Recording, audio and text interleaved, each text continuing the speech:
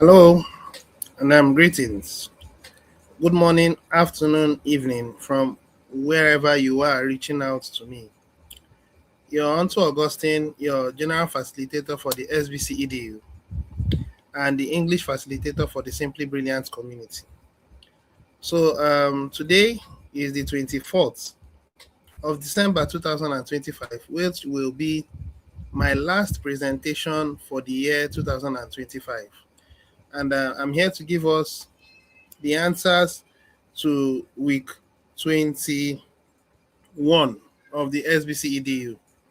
So, welcome to my channel, and as usual, do well to like, do well to share, do well to subscribe, do well to inform other people that after you have taken the quiz, if you're not able to pass it twice, you can always wait for this expose so that you can get the right answers. Okay, so without further ado, let me begin.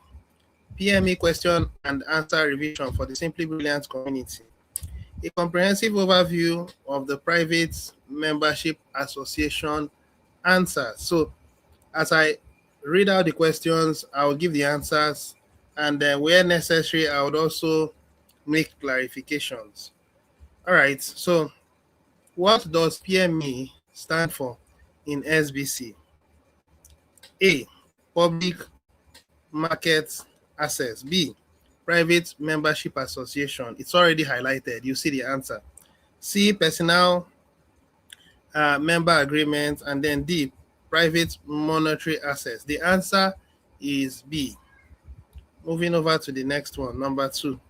What legal rights does the PME structure primarily project? Voting, that is A, voting, tax benefits and subsidies. B, freedom of association, speech and privacy. C, employment rights and social benefits. D, business ownership and citizenship. The answer is B. Of course, it's highlighted. All right. So moving over to the next one. The PME is governed by international financial institutions, no. Public tax authorities, no. Internal member agreements, yes. And then government agencies, no. So the answer is C. What is the reason SBC requires a PME? Now, A, to list tokens on public exchanges. B, to prevent tokens from being misclassified as securities, which is the answer. And then C, to allow donations to political parties. No, that's not the answer. And then D, to bypass crypto mining regulations. So the answer is B for number 4. So we'll move over to number 5. Number 5 says, who can use SBC's financial tools and funds under the PMA? A, anyone with an internet connection. No. Only government officials. No. Verified and registered SBC members. Now pay attention. Verified and registered SBC members. And then D, public investors. Now I want to pause here and intimate us about what will be coming from next year. The community are having some numbers in our membership. Every member in the community is referred to as an active member. It is when you have filled out the PME and you are up to date with your SBC EDU that you can be termed as a verified member. Before we access the funding, we are going to have 10,000 verified members. In our previous founders meeting, the administration brought a blog, and in that blog there were 2 classifications. There were active members, and active members are members who pay their subscription fee, and then there is nothing else they do. They may or may not be attending SBC EDU. An active member can also be referred to as a member that is under scholarship in the goodwill. Those are active members. it's impossible for you to be responsible for your account and still be answering an active member. You must be a verified member. And a verified member are members who take responsibility over their accounts. They pay their subscription fee, they watch the Sbcedu, they attempt the quizzes, even though they don't get it, but they try. Those are verified members. And they fill the PMA and they ensure that their account is always active. Those are verified members. I hope this is clear. So the question is who can use SBC financial tools and funds under the Private Membership Association? The answer is verified and registered SBC members. That's what the answer is. Now, a verified member are those that will access the funding. Active members will not access the funding. Now, let me take it again. For you to access the funding, we must have 10,000 verified members. These 10,000 verified members are supposed to submit their digital signatures, which will be picked by the legal team, and then they will formulate some documentaries which they are going to pass around to the governments of the world, notifying them of our existence as a private community, which could take a period of anything from 3 to about 6 months. Anything from about 3 to about 6 months for that notification to take place. It may be much earlier than 3 months, but it can't be later than 6 months. And when those notifications has been received, either by default or by obvious, that you are acknowledging, either way. Now, by default means it is received, but they don't open it. So silence is consent. Now, if they accept and they open and read it, we will wait for a period of time before we get feedback from them.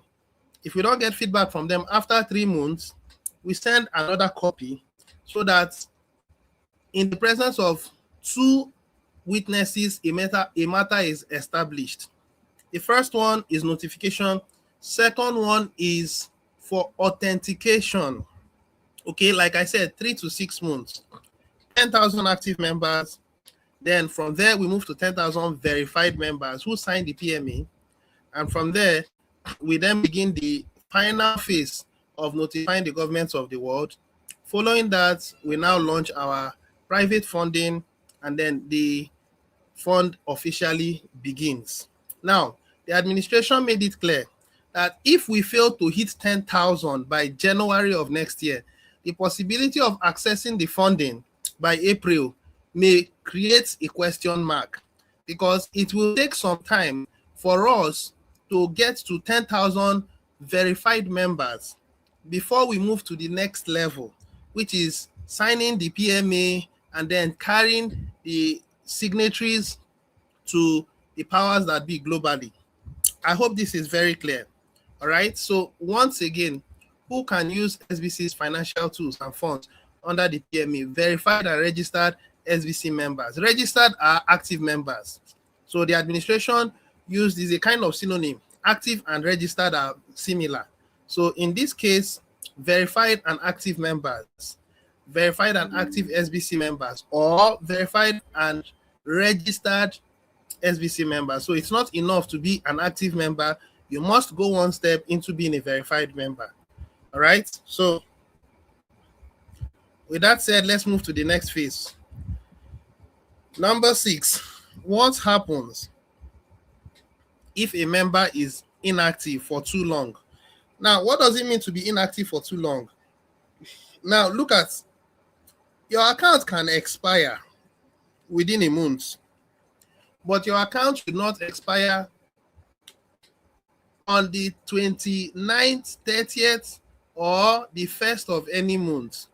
It is a far too dangerous ground to risk. The administration updates the PMA on the 1st of every month. The administration updates the PMA on the 1st of every month. If it happens that he's carrying out the updates and your account is not active as at when it was done, and you have signed your PMA, you are not just going to be removed and placed at the back. If you have signed the PMA, which means this I'm saying will start playing from next year, because it's by the first week of next year that the PMA will come out, first or second week. So if you choose to be a verified member, it means you have to be paying extra attention to everything going on in your SBCBO. So if you are careless and then you are not active as at when the admin was carrying out the updates, you will be removed from where you are and placed at the back. In fact, you'll be removed. You won't be placed anywhere. You'll be removed. When you return into the community, you will be placed on a 1-month suspension. Let me take that again. If you sign the PMA and you choose to fall off, when you choose to come back, you won't be able to come back. You'll be placed on a 1-month suspension. If you are in the habit of keeping yourself inactive by signing the PMA and then after a while you fall off, when the system places you on hold for 1 month more than twice, it means it extends its delay. It suspends you for more than 1 month. It suspends you for more than 1 month. So you are active by January, you sign the PMA, and then you become inactive by your mistake, by scaling your presence and placing the SBC community below. And then other things are scaled above your scale of preference. And then in your activities of life, you forget. And it coincidentally happened to be on the 1st of maybe April, because you've been active for January, February, March, and then by April, something came up, you forgot, and then the administration carried out the updates. You'll be removed, and then when you come back, maybe by the middle of April, you'll be placed on suspension for the next 1 month. Now, if you choose to be consistent, April, May, and June, and probably by July, you forget again, and then the administration removes you, that will be the last chance.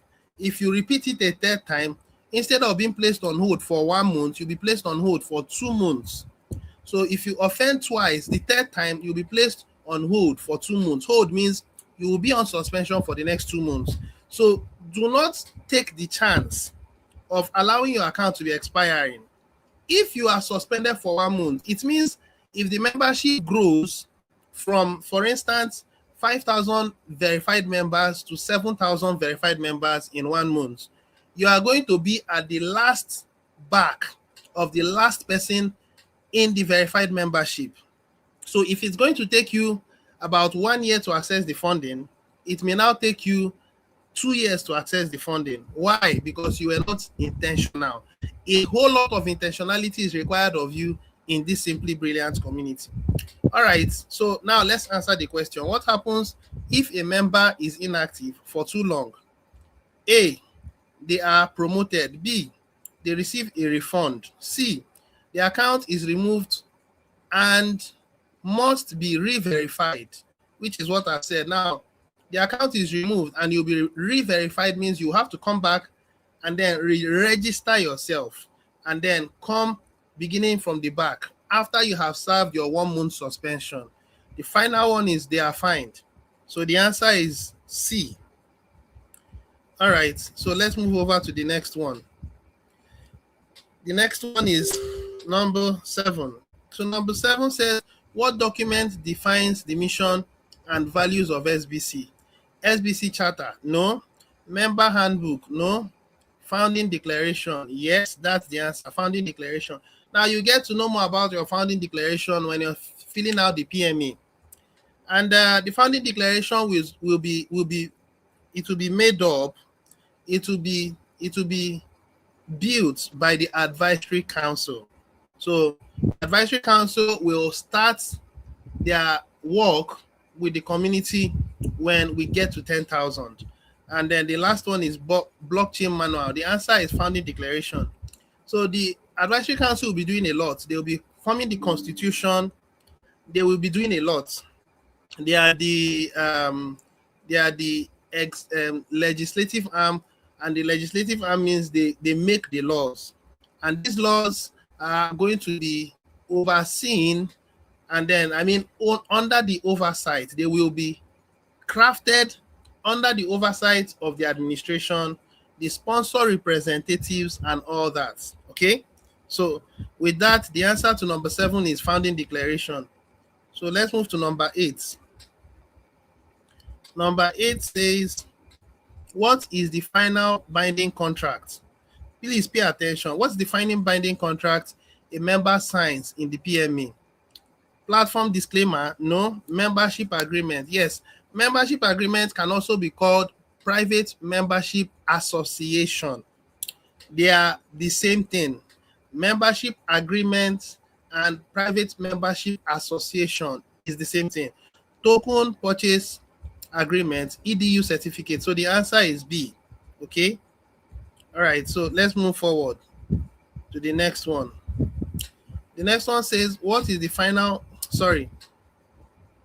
who ensures SBC's governance and document integrity? SBCG token owners? No. SBC Advisory Council? Yeah. SBC Advisory Council are the government of the Simply Brilliant community. And they have what you call tenures. I've said that before. Now, the next one is government officials, SBCBO developer. So the answer is B. Now, let's move over to the next one, number 10. Number 10 says, how are advisory council members selected? By random draw? No. By external nomination? No. Wrong. Based on trust, expertise, and participation. So the answer is C. Then D says, via token purchases? No. The answer is C. Now we'll move to the next one, number 11. Number 11 says, what type of token is SBCG under the Private Membership Association? Governance token? No. Internal cryptocurrency for value exchange? Yes. It's our own kind of Bitcoin. Now, Bitcoin is a store of value, which is also a store of value. Okay. And there's going to be a very beautiful communication when the funding will launch, especially for those who will access the fundings first. They will be able to withdraw SBC into the public system, which is into their local bank accounts. And then from there, they go into an exchange. All right. And then when they go into an exchange, they swap it for USDT and then send it into their custodial wallets. And from their custodial wallets, they can now use it to buy SBCG. We are not going to release SBCG to the public just yet. We are not going to release SBCG to the public just yet. We have to ensure that the bulk of the membership in the community are able to swallow up at least 70% of the total supply. That's what we are going to do. So those of us who are thinking of buying SBCG from the outside, it's not going to be visible until membership has grown. If you're looking at releasing SBCG to the public, it means we have mined over 90% of the total supply, and about 70% of the total supply are domiciled in the community, in the Simply Brilliant community, so that it will be impossible for the elites, corporation, multinationals, and those guys, fund managers, to have more than the average guy in the Simply Brilliant community. So we are going to use SBCG to change the narrative. All right. So the answer is internal cryptocurrency for value exchange. All right. Okay, so let's move to the next one, number 12. Number 12 says, what is the limitation of the SBFC2 token?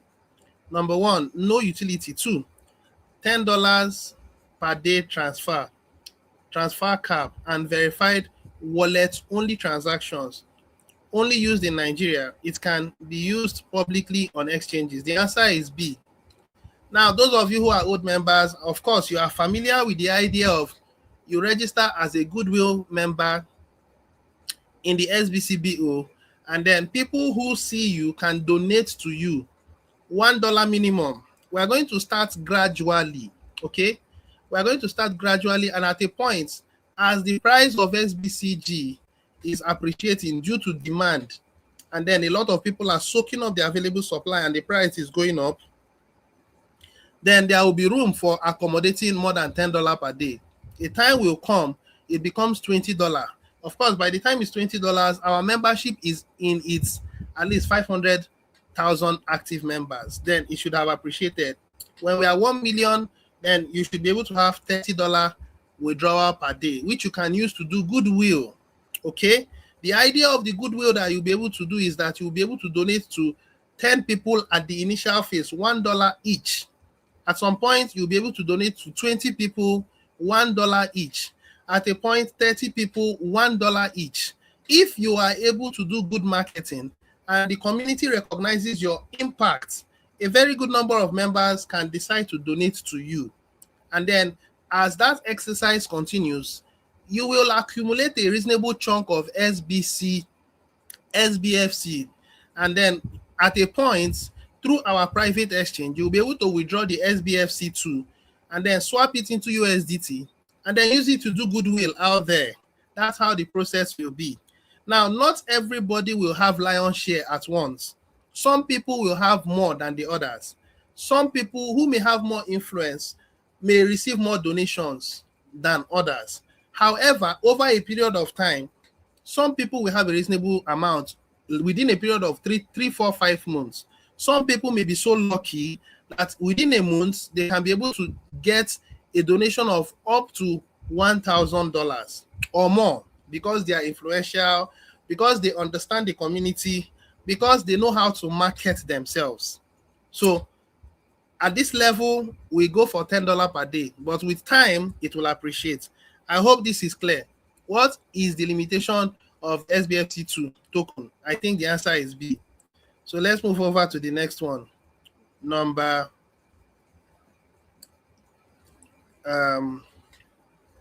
13. We're almost done. What is the key analogy used to explain the PMA's blockchain setup? A closed door meeting? No. A public road used only by club members? That's the answer. Now, a treasure chest? No. A vending machine? No. So a public road used by only by club members. So it will be on the public, okay? It will be on the public, but exclusively for members of the community. That's how it's going to be. Now, there is a lot that is going to happen between now and when we have been able to mine all the SBCGs. There is a lot that is going to happen between now and when we finish mining all the SBFC2s. A lot of changes and modifications will happen. There is a lot that will happen between now and when we finished optimizing the SBCs that the sponsors has given to us. Of course, you know that it's finite. And because it's limited, a point will come, we will exhaust the available supply. At that point, we should be looking at membership at 1 billion and above. Okay? Taking into consideration that as the months goes by, SBC reward reduces as the years goes by. Now, we are in 2025. This is the last month of 2025. Next year, which is January, SBC rewards will also reduce significantly. It will happen gradually. It's going to be based on consensus between the administration and the sponsors. They will come up with a distribution plan for the whole of 2026, but it will not be more than 2025. 2025 will be more, much like 2024. If you are an active member, you receive 2,000 SBC for being active. And then there is what you call referral reward and all those other rewards. It were all 2,000. But this year it was 1,000. Next year, don't be surprised, it will be 500. That's how the system will be. It's going to slowly keep going down as the value of SBC or grain of gold keeps appreciating. I hope that's clear. So the answer to this is a public road used only by club members. So let's go to number 14. Number 14 says, what must members do weekly to maintain their status? Attend physical meetings? No. Buy tokens? No. Log in and complete educational modules? That's the answer. Token transfer to a sponsor? No. So it requires steady, consistent membership participation. Log in and complete educational modules, which is Sbcedu. Now, in the words of the administration, nobody will access the funding. If you are 4 weeks behind or a month behind, in fact, 4 weeks is the right word. If you're 4 weeks behind, well, you won't be able to access the funding. So 2 things are required of you to access the funding, particularly 3 things, I mean to say. You must be active, stay active, sign the PMA, and make sure you make it a habit watching the Sbcedu, attempting the quiz and passing. If you can't pass, then this avenue will be a means via which you will be able to pass. So the answer is log in and complete educational modules. So we're now on the last question, which is number 15. Now said, what are the consequences of violating PMA responsibilities? No penalty, not correct. Access to more rewards, no. You won't be rewarded for doing wrong. Fund suspension, which is one of it. Your funds will be suspended. Removal from the PMA, and when you are removed from PMA, it also means that your funds has also been suspended, and you may be required to go through the process again. Now, that's when you go about things you are not supposed to do, you get it wrong. You do it deliberately. You do it intentionally. You try to backstab us. You try to put us into loggerheads with the system. That won't happen. I know that human beings are diverse in their nature. There is a possibility that that will happen. And that's why we are warning those that are in the community before it will happen. So that when it happens, you wouldn't say that you were not warned. Okay? So the answer is C, fund suspension, removal, or permanent disqualification. And you know what that means? It's like you're being ostracized. I hope no one gets to that point. Please. I hope no one gets to that point. Now, public reporting to regulators. No, we're private. We don't report to outside authorities. All right. So on this note, we have come to the end of the presentation. And I think I stop here. And I just want to feel some of us that has given me feedback. So far, so good. I'm having about 10, 11 members that were present in this presentation, and I do appreciate. Now, this is a friend of mine. He says, good afternoon, sir. Good job. Keep it up. This is an eye-opener. Thank you. You're very welcome, my friend, my brother. And then the next person, which is a very good friend of mine from the Philippines, she says, thank you, Mr. Augustine, for the very informative information. I do appreciate, my dear sister. I sincerely do appreciate. Thanks, Sir Augustine. You're very welcome. The pleasure is all mine. Now, I'm having about 10 or 9 audience. Please, if you have your feedback, if you have your questions, whatever you have to say, this is the time. We just have 1 minute to go. And then after that, I'll call it quits.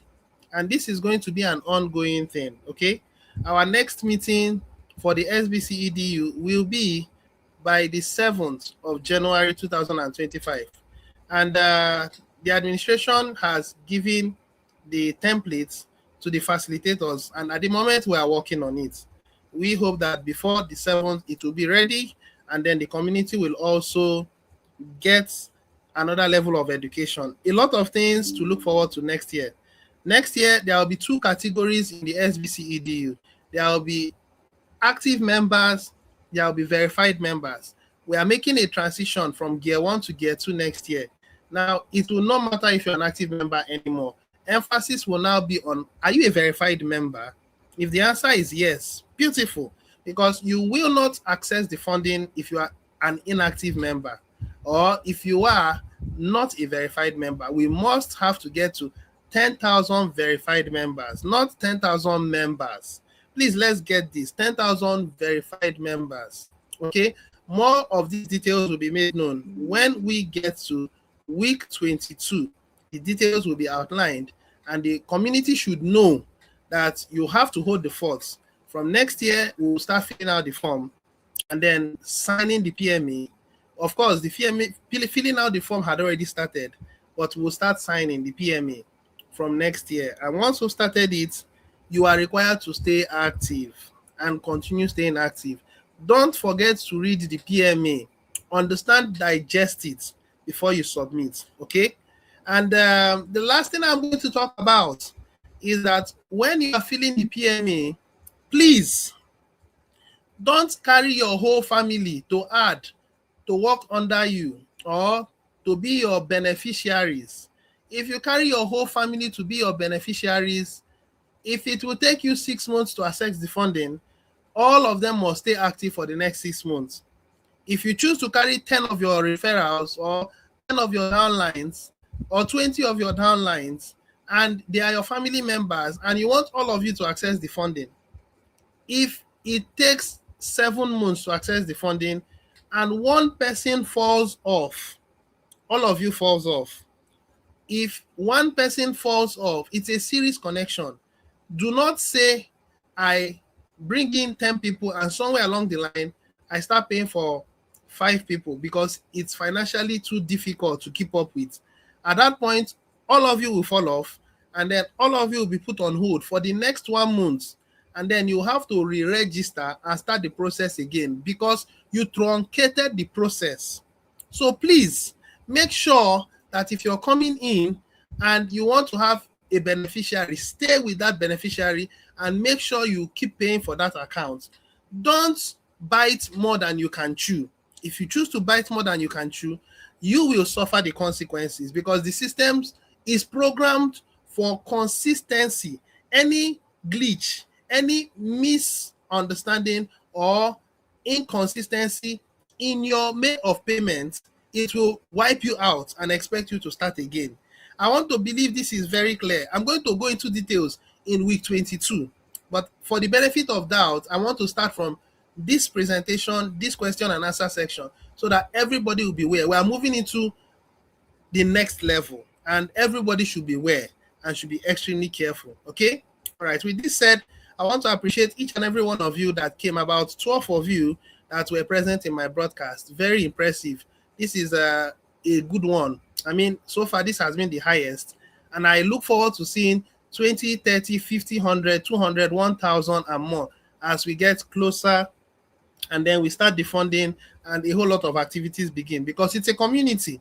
Let that community presence be felt through this our SBC presentations and our question and answer section. All right. Once again, I want to appreciate your time for being here, listening to me, learning one or two things. Please don't forget to subscribe till I'll be coming your way again. Enjoy your holiday, and I wish you a happy new year in advance. God bless you. Bye for now.